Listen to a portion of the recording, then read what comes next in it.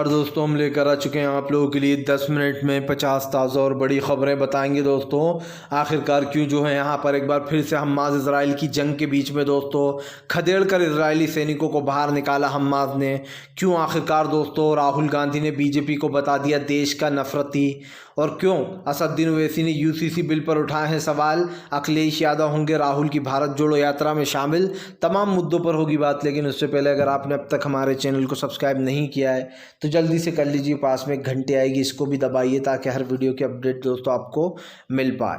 दरअसल दोस्तों आपको बताते चले, फिलहाल बीजेपी के खिलाफ असदुद्दीन ओवैसी ने खोला मोर्चा। ओवैसी बोले यूनिफॉर्म सिविल कोड सिर्फ मुसलमानों और आदिवासी और पिछड़ी जाति को परेशान करने के लिए लाया जा रहा है, यूसीसी बिल यानी कि यूनिफॉर्म सिविल कोड। दरअसल दोस्तों मोदी सरकार ये तर्क दे रही है कि पूरे देश में एक ही कानून चलेगा और तमाम धर्मों को उनको मानना पड़ेगा, लेकिन दोस्तों माना ये जा रहा है कि मुसलमानों के कानून में घुसने की चाल है ये बीजेपी की, ताकि मुस्लिम समाज के कायदे कानूनों में घुस सके। इसको लेकर जमकर बवाल मचा हुआ है, जहां पर ओवैसी ने सिर्फ इसे एक प्रोपेगेंडा करार दे दिया है। आपको बता दें चले दोस्तों, हमास ने इजराइल के सैनिकों को खदेड़ कर भगाया। गजा से दोस्तों भगा दिया है। इजरायली सैनिकों को बाहर निकालने का काम कर रहे हैं अब हमास के लड़ाके। हमास दोस्तों अपनी जंग को बखूब लड़ रहा है। हमास ने साफ कर दिया है कि वो ऐसे किसी व्यक्ति को रहने नहीं देगा गजा में दोस्तों जो इजराइल से जुड़ा हुआ है। ऐसे में इजरायली सैनिक गजा पर कब्जा करने का सपना छोड़ दें, क्योंकि दोस्तों अब हमास अपने रौद्र रूप में आ चुका है और उसने इजराइल को कर लिया है पूरी तरीके से टारगेट।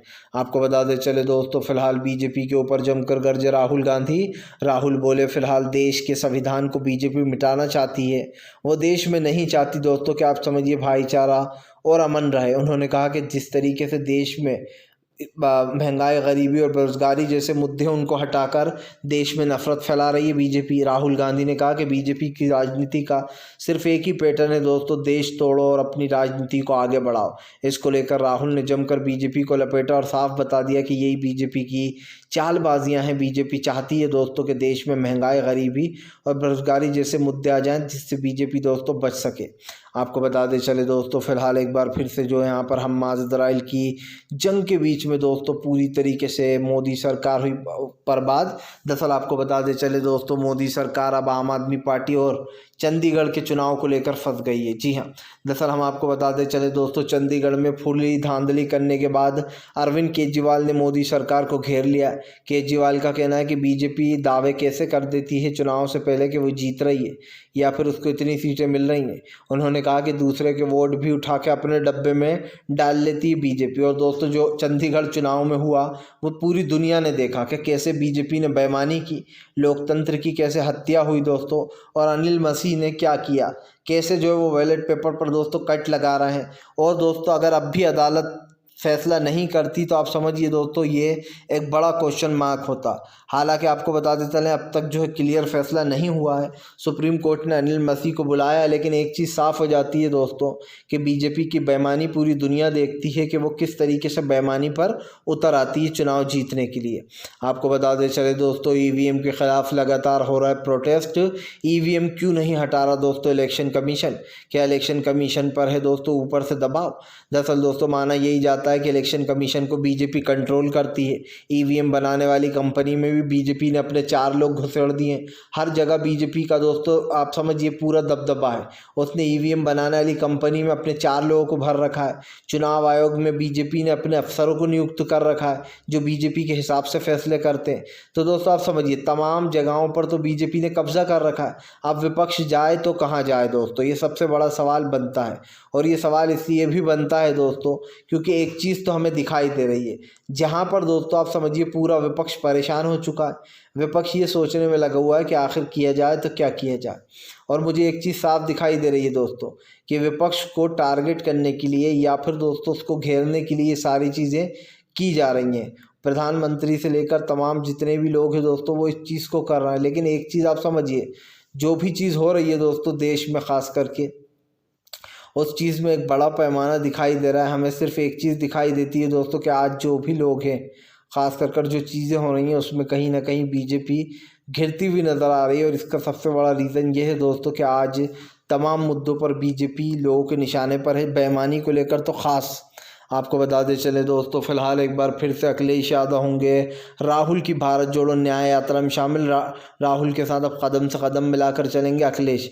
दरअसल आपको बताते चले, मल्लिकार्जुन खड़गे ने न्योता भेजा है अखिलेश को राहुल की भारत जोड़ो यात्रा में शामिल होने के लिए, और अखिलेश यादव ने उसे एक्सेप्ट भी कर लिया है। अखिलेश यादव ने कहा कि राहुल गांधी जी की भारत जोड़ो न्याय यात्रा की सफलता पर हम उनको बधाई देते हैं। अब पीडीए जो है यहाँ पर न्याय यात्रा के साथ जुड़कर इंडिया गठबंधन को जिताएगा। आपको बताते चले दोस्तों, सीधी सी बात ये, इंडिया गठबंधन पूरी मेहनत कर रहा है और उसकी मेहनत की तारीफ भी करना चाहिए। जिस तरीके से इंडिया गठबंधन दोस्तों आगे बढ़ रहा है, खास करके उसको लेकर लोगों के मन में कई प्रश्न थे, लेकिन एक चीज़ साफ दिखाई दे रही है दोस्तों कि इंडिया गठबंधन का जज्बा देखने लायक है, क्योंकि आने वाले समय में इंडिया गठबंधन ही है दोस्तों जो अपनी सरकार बनाकर मोदी सरकार को सत्ता से बाहर का रास्ता दिखाएगा। और ये साफ देखा जा सकता है कि इंडिया गठबंधन मजबूती से आगे बढ़ रहा है।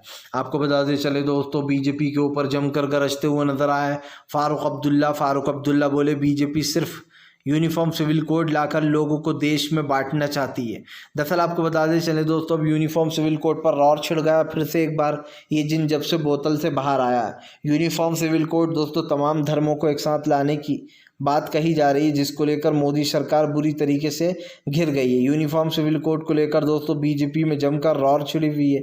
ऐसा दूसरी तरफ तमाम विपक्ष पार्टियों ने साफ कह दिया है कि वो इंडिया गठबंधन मिलकर बीजेपी को दोस्तों सत्ता से करेगा बाहर। सीधी सी बात यह है दोस्तों कि इस बार बीजेपी चाहे कितनी ही कोशिश कर ले, वो जीत नहीं पाएगी। और सबसे बड़ी बात हम आपको बता रहे हैं, इस वक्त दोस्तों इंडिया गठबंधन जिस तरीके से आगे बढ़ रहा है उसको लेकर बीजेपी में भगदड़ मची हुई है, क्योंकि जाहिर सी बात है अगर विपक्ष ने सच में दोस्तों एकजुट होकर चुनाव लड़ा तो बीजेपी कहीं आसपास भी नज़र नहीं आएगी। पश्चिम बंगाल में उसका गेम ओवर हो जाएगा ममता बनर्जी के सामने दोस्तों बीजेपी का। यही नहीं दोस्तों, तमाम जगहों पर खास कर उत्तर प्रदेश की बात करें, वहाँ पर भी अच्छा खासा दबदबा है अखिलेश यादव का। तो ऐसे में दोस्तों बीजेपी के सामने अब मुश्किलें बहुत हैं और रास्ता सिर्फ एक है दोस्तों कि बीजेपी अपना पूरी तिकड़म लड़ा रही है कि तीसरी बार सत्ता में आ जाए। ऊपर वाला दोस्तों चाहे कुछ भी करे, कैसे ही करे, लेकिन बीजेपी दोस्तों सत्ता में ना आ पाए। यही हमारी तमाम लोगों से अपील है कि भाई एकजुट होकर इंडिया गठबंधन को ही वोट दो, क्योंकि दोस्तों बीजेपी ने 10 साल में जो नफरत फैलाई है, बाकी मुझे दोस्तों किसी चीज़ से प्रॉब्लम नहीं है। उसने महंगाई फैलाई, उसको बर्दाश्त किया जा सकता है। महंगाई बढ़ा दी, गरीबी बढ़ गई, चलिए यहाँ तक कि दोस्तों लोग बेरोजगार हैं, इसको भी एक बार एक्सेप्ट मैं कर सकता हूँ, इसको भी हम लोग जो है दोस्तों बर्दाश्त कर लेते, ठीक है। अगर ये सब नहीं कर पाए आप तो फिर भी बर्दाश्त कर लेता आदमी। लेकिन दोस्तों यहाँ पर तो देश में नफरत फैलाई जा रही है, लोगों को एक दूसरे लड़वाया जा रहा है, सड़कों पर लोगों को मारा जा रहा है। क्या दोस्तों इसको बर्दाश्त कर सकते आप? हम कहीं पर भी जाते हैं, कोई भी न्यूज़ चैनल देखते हैं, इसी तरीके खबरें चलती हुई दिखाई देती हैं। और आप समझिए आज सबसे पावरफुल सोशल मीडिया बन चुका है। हम जो पत्रकार आपको सच्चाई बता रहे हैं दोस्तों, उन पत्रकारों के ऊपर भी तमाम तरीके के प्रतिबंध लगाए जाते हैं, टर्म्स एंड कंडीशन है उनके ऊपर भी। लेकिन एक चीज़ साफ है कि हमारे देश की राजनीति दोस्तों, जो मेन स्ट्रीम मीडिया है वो तो बर्बाद हो चुकी है, लेकिन दोस्तों हम आप तक सच पहुंचाने का काम हमेशा करेंगे और करते रहेंगे, क्योंकि यही हमारा कर्तव्य है आप को सच बताना। और आप समझिए जब तक आप तक सच नहीं जाएगा तब तक आप कैसे कोई फैसला लोगे। यही कारण है दोस्तों जो मोदी सरकार की बोलती है बंद होने वाली है। बहुत जल्दी दोस्तों इस सरकार को पता चल ही जाएगा कि देश की जनता दोस्तों किसी भी मुद्दे पर देश को बचाने के लिए एक साथ है। चाहे हमारे हिंदू भाई हों, मुस्लिम भाई हों, सिख हों, ईसाई हों, हम सब एक साथ हैं दोस्तों और एक साथ रहेंगे, क्योंकि यही हमारा दोस्तों उद्देश्य। और हम बीजेपी जो भी कर ले चाहे दोस्तों वो पूरी तरीके से बर्बादी की ओर बढ़ चुकी है। फ़िलहाल दोस्तों ज़्यादा से ज़्यादा हमारे वीडियो को शेयर करें, लाइक करें और दोस्तों हमें सपोर्ट ज़रूर करें, ताकि हम आपके साथ इसी तरीके से दोस्तों जुड़े रहें, क्योंकि हम आपके लिए इसी तरीके की न्यूज़ है